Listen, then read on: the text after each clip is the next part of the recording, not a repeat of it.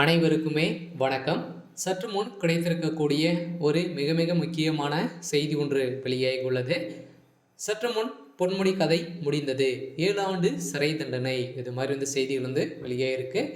ஏற்கனவே பார்த்தீங்கன்னா அமைச்சர் பொன்முடி அவர்களுக்கும் அவருடைய மனைவி விசாலாட்சுமி அவர்களுக்கும் இடையே பார்த்தீங்கன்னா நிறைய சொத்து குவிப்பு வழக்கில் சிக்கியிருந்த நிலையில் இவங்களுக்கு இருவருக்குமே பார்த்தீங்கன்னா 7 ஆண்டு சிறை தண்டனை உச்சநீதிமன்றம் வழங்கியிருந்தாங்க. இதைத் தொடர்ந்து திடீர்னு பார்த்தீங்கன்னா அவருடைய தண்டனை நிலுவையில் வைத்திருக்கும் நிலையில் தான் இப்போ அமைச்சர் பொன்முடி அவர்களுடைய வழக்கில் பார்த்தீங்கன்னா இப்போ செம்மண் குவாரி வழக்கில் முறைகேடு நடந்ததாக அமலாக்கத்துறையால் பார்த்தீங்கன்னா கைது செய்யப்பட்டிருந்த நிலையில் அப்போ விசாரணைக்கு எடுக்கப்பட்ட நிலையில் செம்மண் குவாரி முறைகேடு வழக்கு விவகாரம் தொடர்பான அமலாக்கத்துறை அலுவலகத்தில் அமைச்சர் பொன்முடி நேற்று மீண்டும் நேரில் ஆஜராகியிருந்த நிலையில் தமிழக வனத்துறை அமைச்சராக பொன்முடி இருக்கும் நிலையில் கடந்த 2006-2011 ஆண்டு காலத்தில் வரையிலான திமுக ஆட்சியில் உயர்கல்வித்துறை அமைச்சராக மற்றும் கனிம வளத்துறை அமைச்சராக இருந்தவர்.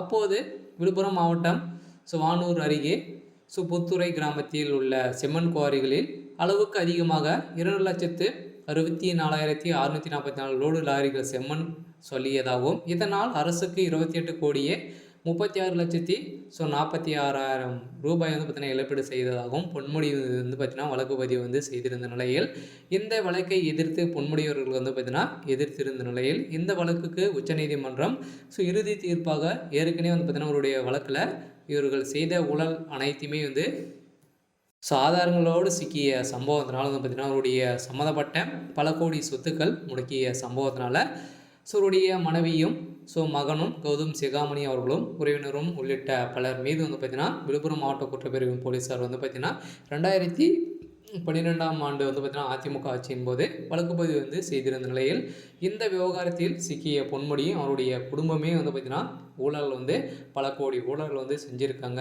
இந்த நிரந்தர வைப்பு தொகையாக ரூபாய் 41.9 கோடி பார்த்தீங்கன்னா முடக்கப்பட்டதாக அமலாக்கத்துறையிலிருந்து தெரிவிக்கப்பட்டிருக்கும் நிலையில் இந்த பணங்கள் அனைத்தையுமே பார்த்திங்கன்னா லஞ்சங்களாக பெற்ற பணம் தான் அப்படின்ற மாதிரி பார்த்தீங்கன்னா இப்போ அமைச்சர் பொன்முடி மீது குற்றச்சாட்டுகளை வளர்ந்திருக்கும் நிலையில் இப்போ திமுக சேர்ந்த மூத்த அமைச்சராக இருக்கக்கூடியவர் தான் பொன்முடி அவர்களுக்கு இப்போ சம்மன் அனுப்பியிருந்த நிலையில் சென்னை நுங்கம்பாக்கம் சாஸ்திரி பவனில் உள்ள அமலாக்கத்துறை அலுவலகத்திற்கு வரையிலான விசாரணை மேற்கொண்டிருந்த நிலையில் அந்த விசாரணையில் ரூபாய் 14.7 கோடி மதிப்பிலான அசையும் அசையா சொத்துக்கள் பார்த்தீங்கன்னா முடக்கியிருக்கும் நிலையில் அவருடைய மனைவியும் அமைச்சர் பொன்முடி அவர்களுக்கும் ஏற்கனவே சிறை தண்டனை 7 ஆண்டு சிறை தண்டனை வழங்கியிருந்தாங்க. இதைத் தொடர்ந்து குறைந்தபட்ச தண்டனையாக 3 ஆண்டுகள் வழங்கணும் அப்படின்ற மாதிரி வழக்கு தொடர்ந்த நிலையில் இப்போ திடீர்னு பார்த்தீங்கன்னா அவருடைய வழக்கில் அனைத்துமே செய்த ஆதாரங்கள் அனைத்துமே சிக்கிய சம்பவத்தினால பார்த்திங்கன்னா அமைச்சர் பொன்முடிய ஒட்டுமொத்த கதையும்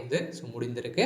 சரி, ஓகே. இன்றைக்கான அப்டேட் பார்த்தீங்கன்னா இதுதான். மறக்காமல் நம்மளுடைய சேனலை சப்ஸ்கிரைப் பண்ணிக்கோங்க. தேங்க்யூ.